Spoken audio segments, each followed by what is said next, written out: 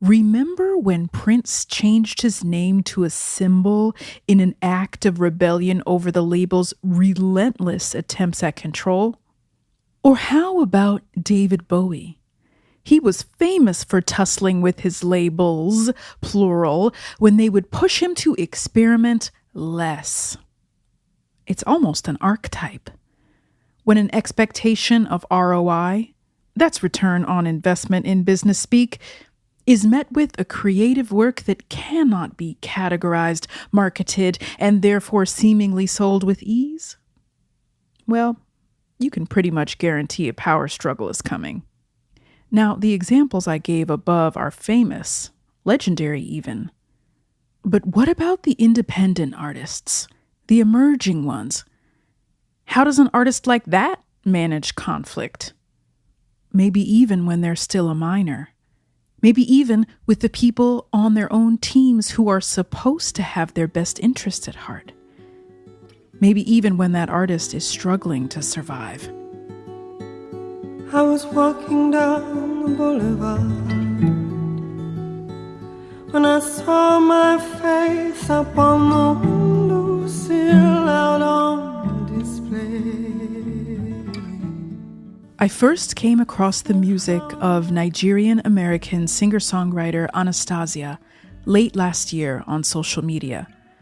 I was scrolling while unceremoniously waiting for laundry, and suddenly, out of the blue, her deep, resonant voice boomed into my headphones.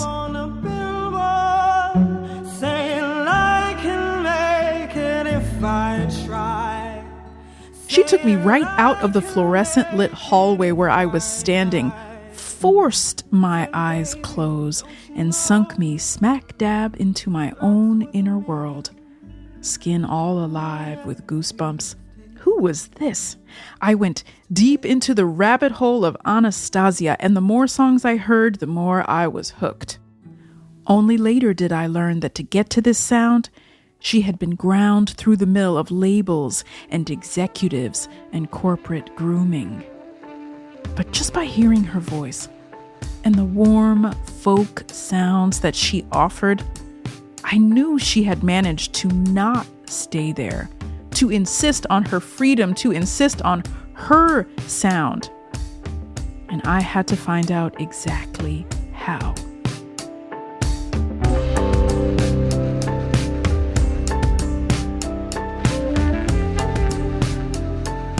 My name is Maklit, and this is Movement, Music and Migration Remixed.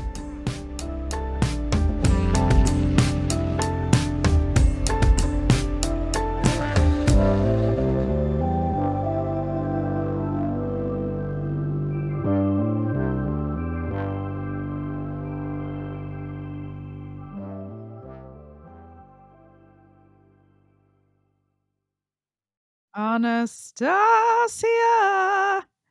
Here we are. You're going to sing it for me? Oh, I like singing names. It somehow starts things off right. What can I say? It lifts the spirits. Annahstasia was born into a family of artists. Her parents met in Los Angeles as part of the 1980s LA art scene. Her father is from Arondizuagu, Nigeria. Her mother is from Wisconsin, and they were both trying to make a living in fashion design. They didn't come to the game with wealth already in their pockets, but what they did have was a community that showed up for them and helped them survive, including folks like Tina Marie and Lenny Kravitz. And as she got older and into music, Lenny Kravitz kept an eye out from a distance, like a cool, supportive uncle. And when I started making music, I got kind of a conciliatory nod, okay, we'll see if she's serious. She was serious. And a decade into making music, she got an unexpected call. Lenny called me and he's like, do you have a band? Do you have the music prepared? Are you ready to go? Tour starts in 2 weeks.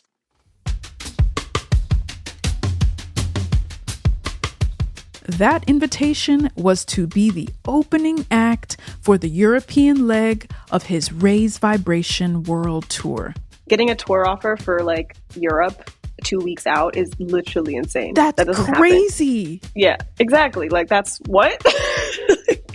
She had just turned 24 and knew this was the kind of opportunity that could change her life. So, when the offer came, she had to make it happen. I called my mentor at the time, Jahi Sundance, and through the network, we found this church band from Connecticut that was ready to go. They all flew in. We learned the songs in like 4 days. Wow. And me and these 5 dudes I just met got on a plane to Istanbul. And our first show was in Sofia. In Bulgaria? In Bulgaria, Wow. yes.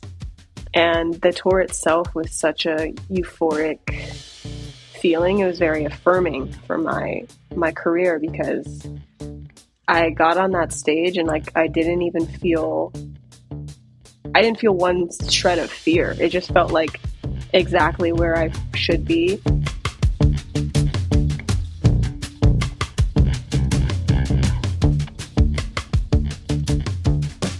There are moments when you feel like what you've always dreamed is right at your fingertips. Like when you're on stage, everything it took to get there, all the struggle, it just falls away. You're not thinking about the industry, about ticket sales or budgets or metrics. It's just you and the audience connecting. I remember Lenny commenting that. He was like, "Are you sure this is your first time doing an arena tour?" I'm like, yeah. He's like, "Well, doesn't look like it." And then he stalked off to his dressing room. That's amazing feedback. And it was just fun. Like, I got to pretend I was a rock star and I had like a full rock band. And that was kind of a crazy place to crash from. The tour began in the spring of 2019, and by its end that summer, Annahstasia was on her way back to the U.S. She had all this momentum, but once she got home to L.A., the resources to sustain it didn't follow. The most disheartening question I was getting was, "So when's your next tour?" And keep in mind, it just took an army, a village to like make that tour happen. And I was like $20,000 in credit card debt because of that tour. So when someone asked me, "When's your next tour?" all I wanted to do was cry. While you were sleeping, I made us a new world. While you were laughing, I gave up this old world. Why wouldn't I? What's so remarkable about Annahstasia's story is that this arena tour at age 24 was not even her first brush with the big-time music industry. She had already been through it once, at an even earlier age. I was discovered professionally when I was 17 by a label under Warner Brothers. They wanted me to be some combination between Adele and Rihanna, which Doesn't I think really, they just yeah. doesn't really Be make like, where'd you sense. get that? There's an unspoken understanding that the industry places race boundaries around genre.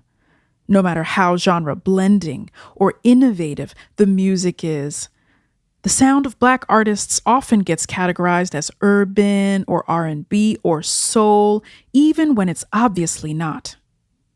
It's coded language. Just this year, Beyoncé called it out in her Grammy speech after winning Country Album of the Year for Cowboy Carter. Oh my God. I'd like to thank all of the incredible country artists that accepted this album. We worked so hard on it. I think sometimes genre is a cold word to keep us in our place as artists. And I just want to encourage people to do what they're passionate about. Genre definitions essentialize. Yet artists constantly hear that narrative that without industry support, going big will simply not happen. You want a number one hit and world tours? Well, there's a high price for that. Give up control of your image, your sound, your time, your money, your story. For some, it hardly seems worth it. People have often asked me why I don't make Afrobeat or why I don't rap. Because that's not what I was raised on. Wow. Like my father played a lot of Fela, he played a lot of Miriam Makeba, but then he also played a lot of like obscure artists, Eurythmics, Brian Eno. He loved Bizet. We listened to a lot of Mozart. We listened to Tupac. We listened to Sade. We listened to Fiona Apple. So how can I, as now an adult woman or a young adult woman at the age of 17 or 18, be expected to now cosplay in a culture that I don't know anything about? Right, right.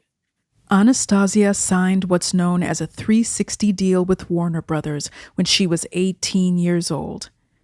In these deals, the label typically takes a cut of the artist's earnings from almost every aspect of their careers. So any money coming in from music sales, streams, live performances, merchandise, endorsement deals, licensing, even acting roles in movies or TV, the label gets a percentage. So that's to my voice, that's to my image, that's to my name, and anything that I do with those three things. So if I wrote a book, they'd own it. If they own my publishing, it was like a really bad deal. But I didn't know any better, and there wasn't money for lawyers. Annahstasia tried to make the best of a stiff deal, but from the beginning, the label pushed her beyond her comfort zone and further into exploitation. There was a bit of pressure to start talking about things that I wasn't ready to talk about, like sex. And around the time when I started saying no, when I was like, this isn't me, I fell out with that label, asked to leave, and they just said no. I didn't have any recourse, so the only option I had was to just go back to school and stop making music until I could figure out how to get out of that contract. And that's what she did. She was accepted to Tufts University and headed to the Northeast. She didn't immediately pursue music in her studies, but she couldn't ignore that call for long. By her junior year, she enrolled in a dual degree program with the art school at her university, despite her parents' wishes. And I came home from college that year, and I remember talking to my dad about it. And he just kind of like very knowingly was like, I mean, I did tell you could do whatever makes you happy, but you understand that this is like one of the hardest things you could choose to do. And I know that from such a realistic place. Like I've seen him go through so much, sacrifice so much, and then also to have a dream that's larger than yourself stuck in your head without the resources to execute it. Like I've seen that and what that does to you mentally, to your health, to your general well-being. And I chose this path with my eyes fully open, and I'm really grateful for that, because I think if I had parents who weren't artists, then I would have been going into this even more blind than you already are, because there is no determined path. Her junior year of college was the first time she claimed the title of artist for herself. And it was also the year her major label contract came to an end. Finally, she had the freedom to make music on her own terms, and she wrote her first solo release, a project called Sacred Bull. But even though there wasn't a label shaping her sound behind the scenes, she came up against another boundary, one from within. I was still in the mindset of like trying to make industry forward music. Right. And I wasn't sat in my voice. Like I wasn't myself, and I was still giving a lot of myself away to the producer and letting them kind of craft my sound and my image. Everybody knows. Annahstasia describes Sacred Bull as her version of trying to make pop or R&B music, but the result was something more alternative. And it was that release that got the attention of Lenny Kravitz and led her to the stage in Europe. On tour, She was playing songs from Sacred Bull, but in a new light. When I toured with Lenny, we played only with live instruments. And so the entire sonics of the project did change and became more associated with what I would have liked originally.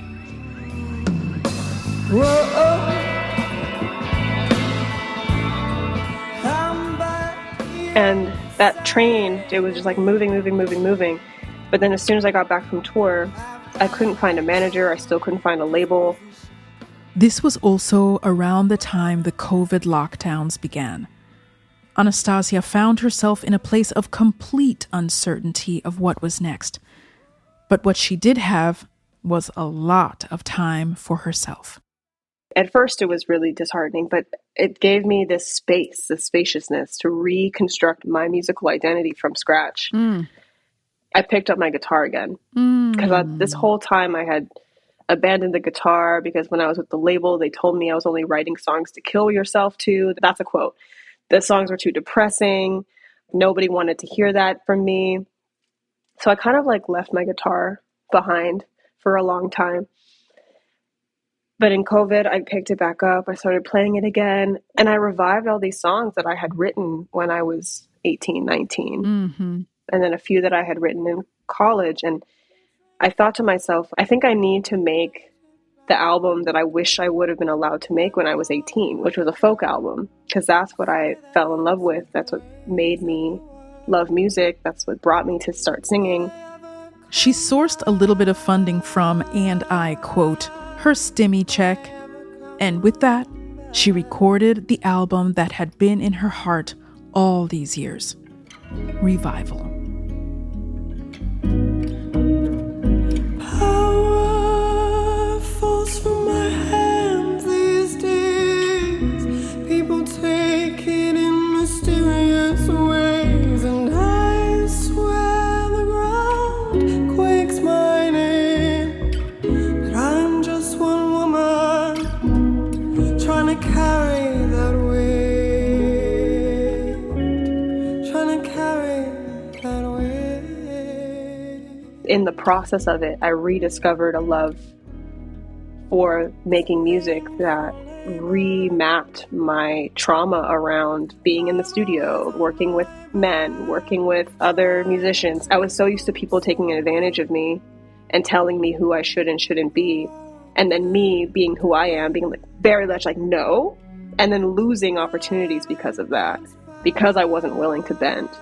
When I finally got a chance to just do it my way, it clicked for a lot of people, and the right opportunities started to come in. The right team members, the right lawyer, the right manager, the right tour booking agent. All those things started to slot in because I was finally making the music that I had wanted to make from when I was 18, but I got so derailed by the industry.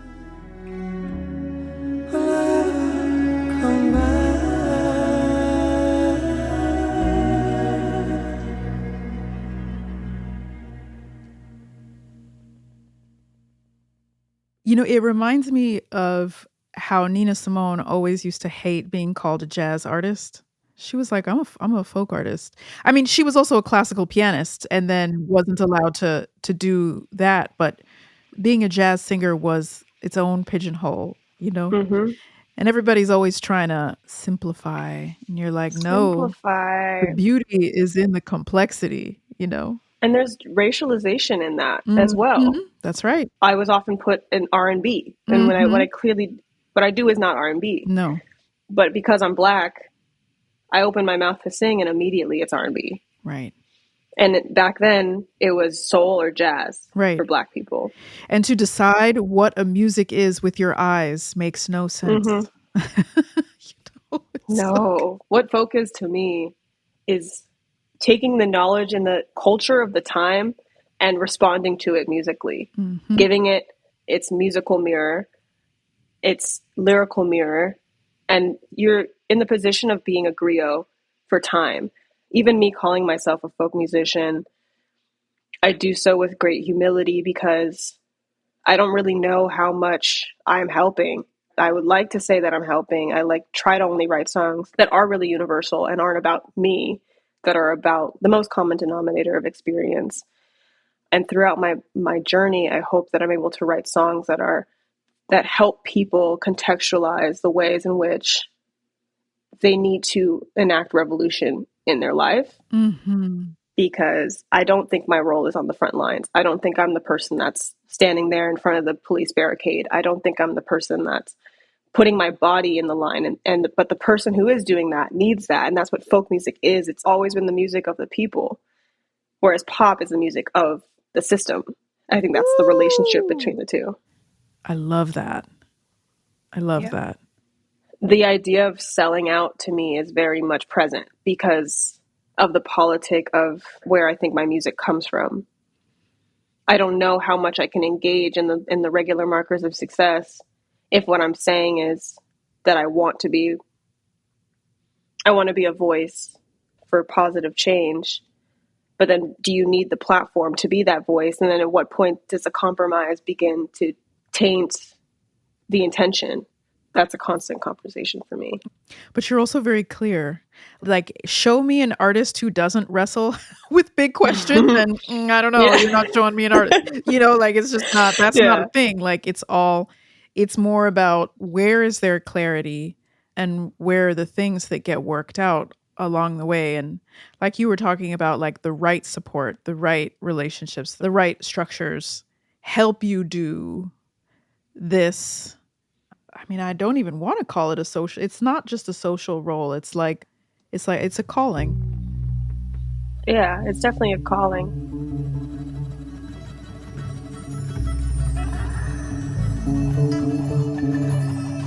Annahstasia's debut full-length album is called Tether. It's out on Juneteenth, and you can find it wherever you listen to music.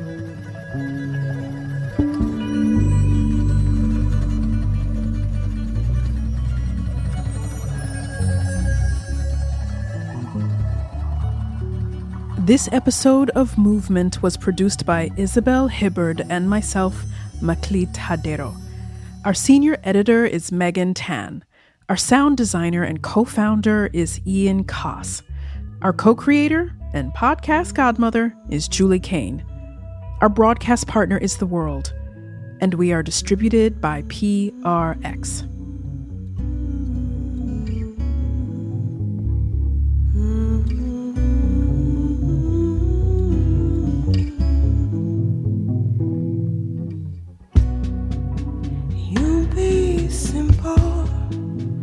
I'll be blind. Don't worry about me. I'll be just fine. All the little things are always on my mind. I'll leave them there. You be gentle and I'll be kind. Give me all the worries on your mind. And driving through the palms, it's always evergreen. If that's what you need to feel